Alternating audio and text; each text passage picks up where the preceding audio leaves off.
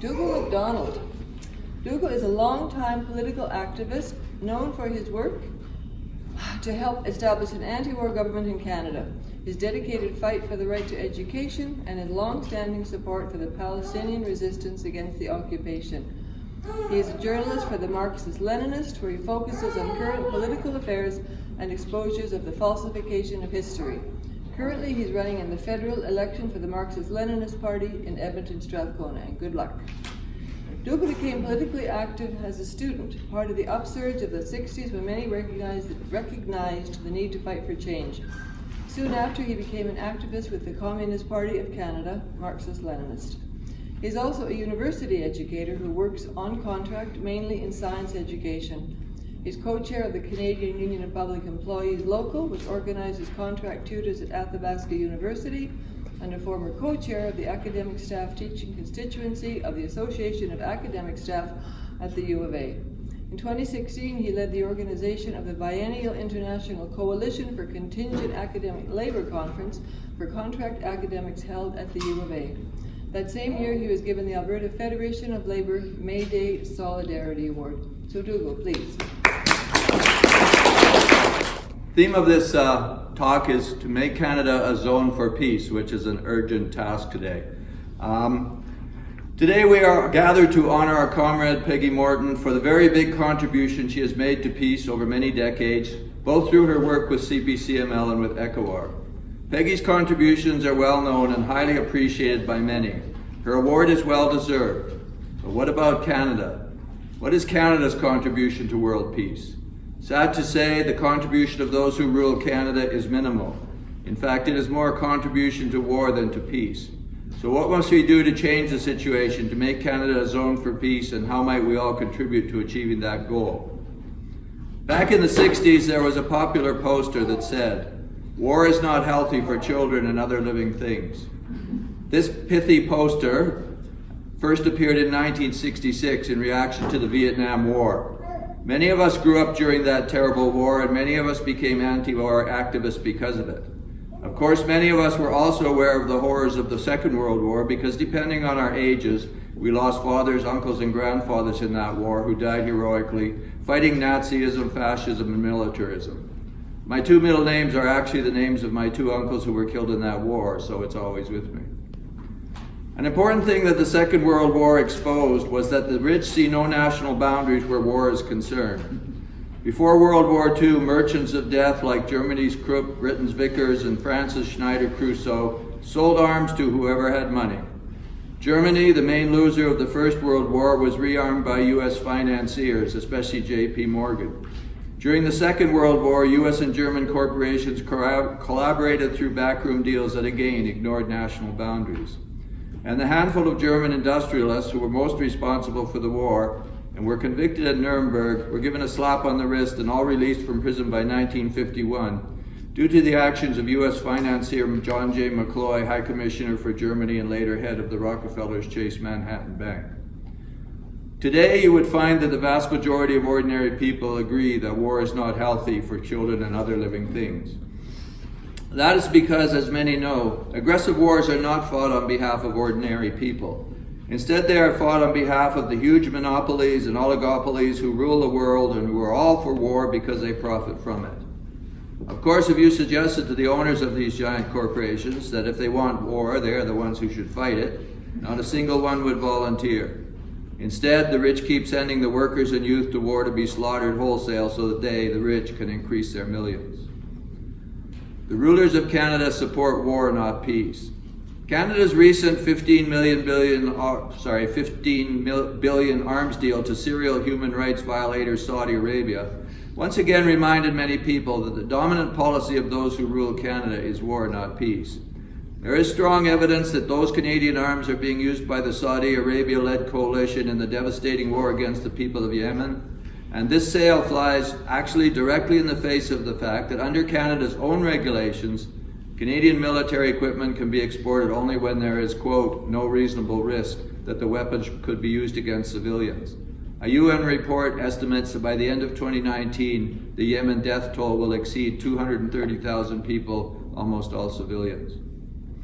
Canada's 2017-18 federal budget allotted about $20 billion to fund the armed forces, as well as an additional $40 billion, making a total of $60, for procurement of US-made fighter jets and Canadian warships.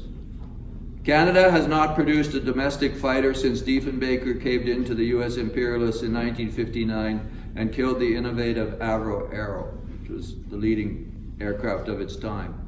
From 27 to 18, military spending made up 6% of Canada's budget expenditures, but if you include procurement, that goes up to 18%. The new so-called defense policy of the Liberals has resulted in increased military spending. And Minister of Transport Mark Garneau, commenting, said, "When we call upon our military to go into troubled spots, into war areas, we need to properly equip them." He failed to mention that such properly equipped military missions are almost always undertaken to satisfy US demands. The Trump administration demands that all NATO member states should increase their defense spending to 2% of the country's gross GDP, gross domestic product. Canada presently spends just less than 1%, and to meet Trump's demand will need to more than double annual military spending. Again, complying with US demands without question is what Canada's new defense policy is all about. And Canada has never had an independent defense policy. First it was controlled by Britain, now it's dictated by the United States. And even the term defense policy is a misnomer. It is a war policy, plain and simple. Canadian Armed Forces encompass 119,000 personnel in the various branches. This includes active duty personnel and supplementary reserves. All of the $40 billion plus budgeted for procurement in 2017-18 and after will go to huge private arms providers such as US-owned Lockheed and Raytheon, which constantly push stepped-up war spending in Canada and around the world to enhance their profits. This is in line with the Trump administration's demand that other NATO countries and US allies must pay their so-called fair share.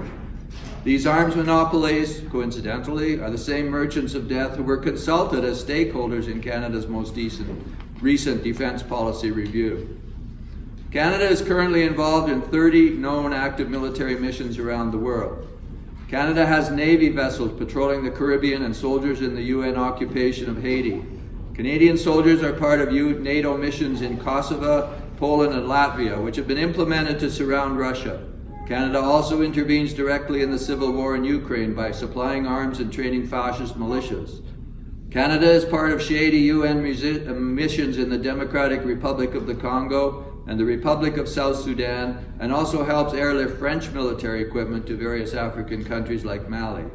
It is involved in 6 military missions in the Middle East, including maritime operations in the Arabian Sea, support for the U.S. Central Command headquarters in various countries.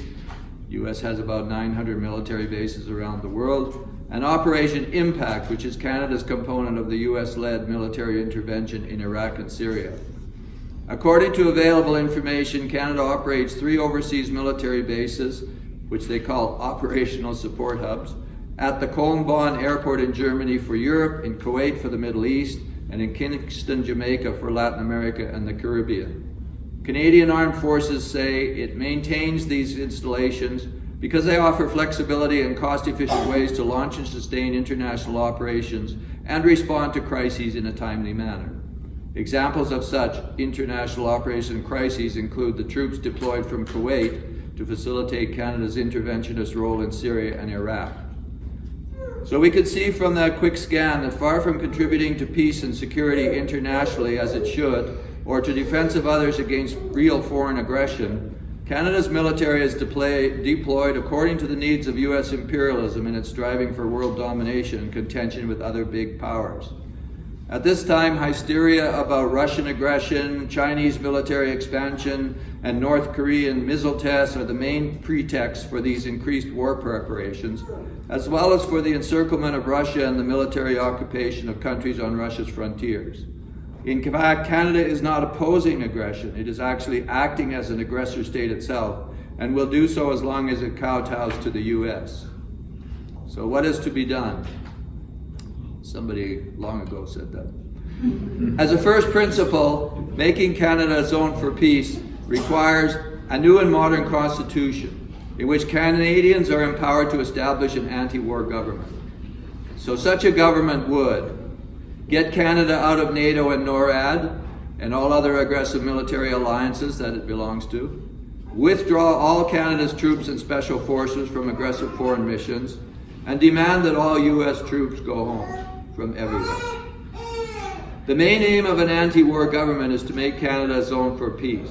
What does this mean? So, it means first of all that Canada must formally and irrevocably prohibit any Canadian military involvement in wars of aggression abroad. The Canadian military has absolutely no business being in sovereign countries such as Iraq, Afghanistan, and Syria, where they are serving nefarious aims mainly at the bidding of the U.S., and they should leave immediately. The Canadian military must also be prohibited from engaging in repression at home. There are already many examples where the military has been deployed against its own people. Examples include the famous Winnipeg General Strike in 1919, the anti-conscription protests in Quebec in 1919, the Nova Scotia coal strikes of 1922-25, the October crisis in 1970, and the 2010 G20 demonstrations in Toronto where over 1,000 people were arrested. The military has been deployed numerous times against Indigenous peoples. For example, during the Northwest Rebellion, against the Indigenous resistance at Oka in 1990, at Gustafson Lake and Ipperwash in 1995, and at Caledonia in 2005. As well, an anti-war government must prohibit Canada's involvement in so-called training and peacekeeping missions, which have over and over been shown to serve aggressive aims. Haiti is only one example of phony peacekeeping, which is in essence nothing more than an occupation by foreign powers. In Haiti, Canadian troops assisted in the U.S. and France-backed 2004 coup, which overthrew President Aristide, helped the illegal puppet government to reestablish impunity and violence against the people, and funded and trained the state security forces, among other things. And of course, one of the ironies of that is that France used to have Haiti as its colony. And many people don't know this, but Haiti and other former French colonies still pay billions of dollars to France. Perhaps that could explain the poverty there. An anti-war government must also ban from Canada any foreign troops or military equipment. And foreign includes the U.S. At the moment, there are more than 100 U.S. Armed Forces personnel in Canada participating in exchange positions with Canadian Armed Forces. But what is much more sinister is that on February 14, 2008, Canada and the U.S. signed an agreement which allows for the deployment of U.S. troops within Canada. The agreement was not signed by the governments, it was signed by military commanding officers of both countries. U.S. Northern Command, known as NORTHCOM, released an actual statement confirming that this agreement had been signed, and the initial decision to allow the deployment of U.S. troops was actually taken in April 2002 and was announced by Bush's Secretary of War, Donald Rumsfeld, at the time. They used to call the U.S. Secretary of Defense the Secretary of War. We need to get back to that. The demand for Canada to do more arms spending and stepped up military intervention abroad comes at a time when more and more Canadians see Canada's military as simply a puppet of the U.S. war machine. So Canadians can play an important oppositional role. For example, by refusing to have public monies, military forces, finished goods, and raw materials, especially oil and gas, to be used to strengthen the U.S. military. The real reason behind the drive to expand Canada's pipelines is that the NAFTA agreement obligates Canada to make up any fuel shortages to the U.S. war machine. So the handing over of public money to private monopolies that are actively engaged in U.S. imperialism's war business goes totally against the public good in both countries. Serious consideration must be given to cutting all contact with U.S. military research and development. According to the Canadian Military Industry Database report, most major Canadian universities have received funding from various American military agencies. One example is McGill University's long-standing project to develop fuel-air explosives, FAEs, that create high-pressure shock waves and which were used by the U.S. military in the Gulf War. And even when not directly funded by the U.S., military research in Canada still contributes to U.S. weapons development. The identities of all the Canadian universities and laboratories and the nature of all the military projects which are U.S. funded remain to be investigated. There's a job for someone.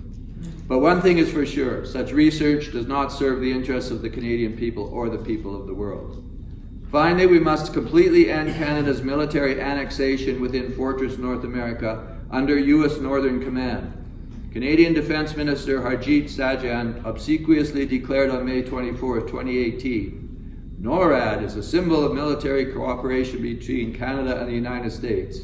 On this day, we mark the change of command for NORAD and United States Northern Command, U.S. Northcom. I am pleased to congratulate General O'Shaughnessy as he takes on this important role. So this is kind of window dressing where supposedly a Canadian general is now in charge, but Americans call the shots.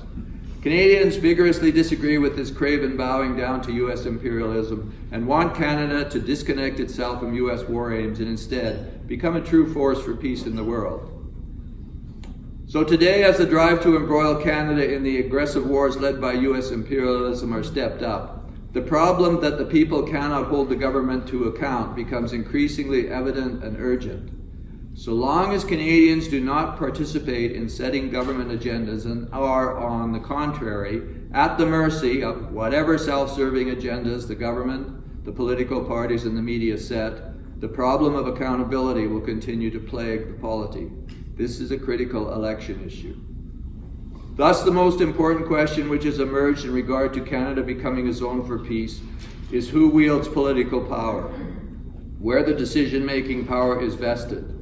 While the question of power involves a myriad of elements, the cutting edge of people's struggle for empowerment is to build organizations through which they can put themselves into positions of influence by taking stands that defend the rights of the people and, on this basis, open society's door to progress and advance the cause of peace and human rights. This is the only way people can win peace and avert the very real dangers of war which those in power today are feverishly preparing. Thank you.